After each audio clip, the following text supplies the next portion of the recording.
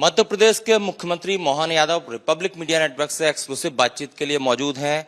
जो नतीजे आ रहे हैं, जो रुझान है, उसमें एनडीए की सरकार बनती दिख रही है। साथ ही साथ सबसे बड़ी बात यह है कि मध्य प्रदेश में 29 में से 29 सीटों पर बीजेपी आगे है। सर, आपके लिए बड़ी अग्नि परीक्षा थी।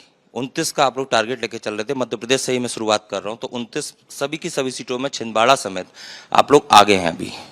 हाँ, निश्चित रूप से यशस्वी प्रधानमंत्री के नेतृत्व में हमने चुनाव लड़ा और जैसे हमने उनके सामने कहा था और उनने भी नारा दिया था, इस बार भाजपा 29 पार तो 29 पार में हम गए। पिछली बार हमने अधिकतम 28 सीट जीती थी। इस बार मोदी जी के नेतृत्व में माननीय नरेंद्र मोदी जी के आह्वान पर जनता ने साथ दिया और 29 की 29 बाहर गई। किस तरह का चक्रव्यूह आपने रचा कि नकुलनाथ अभी तक के उसमें बात करें तो हजारों मतों से पीछे हैं, कयास भी लगते थे, 60,000 से पीछे हैं, अभी 60,000 से पीछे हैं। तो ये देखो, जनता की आवाज, जनता के बीच भाजपा के काम की आवाज और जनता के ऊपर माननीय मोदी जी की पकड़ो, जनता का मोदी जी के प्रति विश्वास। और जैसा कि सरकार हमारी पीछे 3 महीने बनी थी, तो हमने जो उस समय निर्णय लिए माननीय मोदी जी के नेतृत्व में, उसी का परिणाम है कि जनता ने हमारे अपने सामूहिक नेतृत्व से भाजपा इकाई, सरकार, हम सब ने मिलजुल के काम किया और उसका रिजल्ट आया।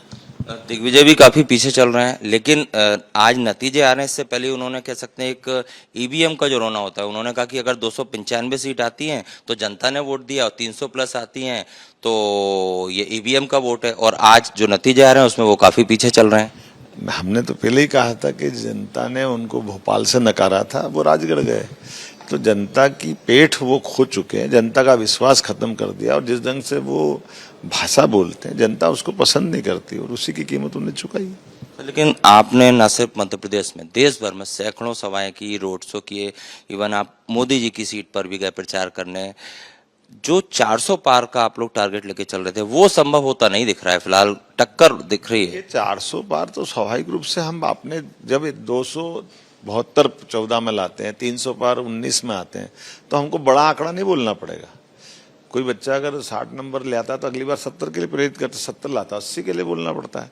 इसका मतलब उसको ऐसा थोड़ी करते कि उसको कम कर देंगे, ये तो स्वाभाविक है। लेकिन आप तो इसका उल्टा देखिए, आजादी के बाद पहली बार गैर भाजपा के प्रधानमंत्री के द्वारा इतनी मेजोरिटी तीसरी बार लाना, ये असंभव है। और भारत जैसे देश का, दुनिया का पूरा एकमात्र देश है, इतना बड़ा लोकतंत्र है और इतनी बड़ी मेजोरिटी 298-97 जो भी अभी तक 5वें 6ठे राउंड तक बता रहा है, ये इतने बड़े देश में और इतने गंदे वातावरण में, जब विपक्षी क्या क्या नहीं कह रहे थे, लेकिन जनता ने अभी भी विश्वास कायम रखा।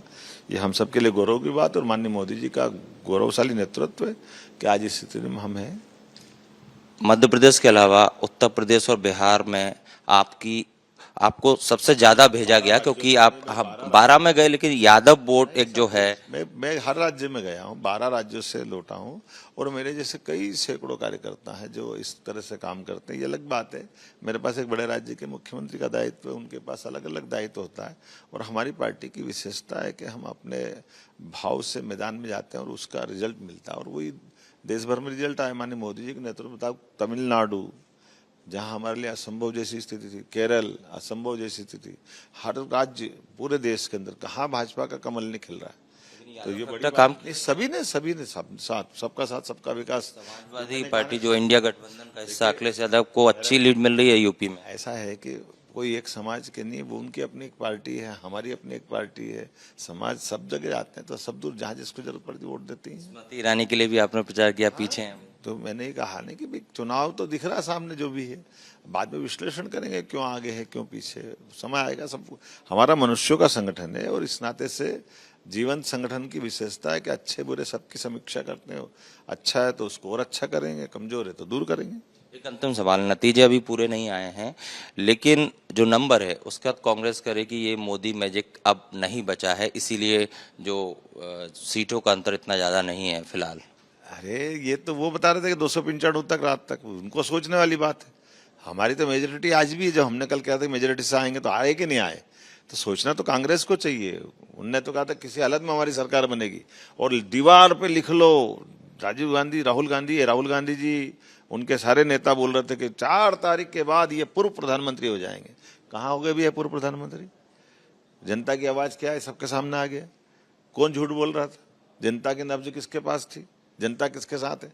ये आंकड़े बता रहे हैं। कौन पूर्व प्रधानमंत्री वगैरह, कौन प्रधानमंत्री की शपथ लेगी, देख लेंगे। ये सब सामने आ गया। क्या मोदी जी तीसरी बार पीएम बनेंगे? हैट्रिक बनेगा तो अब ये तो आंकड़ा बता रहा हूँ ना, 298 के बाद में भी नहीं बनेंगे तो कौन बनेगा? ये मध्य प्रदेश के मुख्यमंत्री मोहन यादव, साफ तौर पर उनका कहना है कि जो आंकड़े हैं उससे साफ है कि जनता ने जनाधार दिया है और मोदी पीएम बनेंगे तीसरी बार। कैमरामैन संजय अंकल के साथ Satya Vijay Singh, republic media network, Bhopal.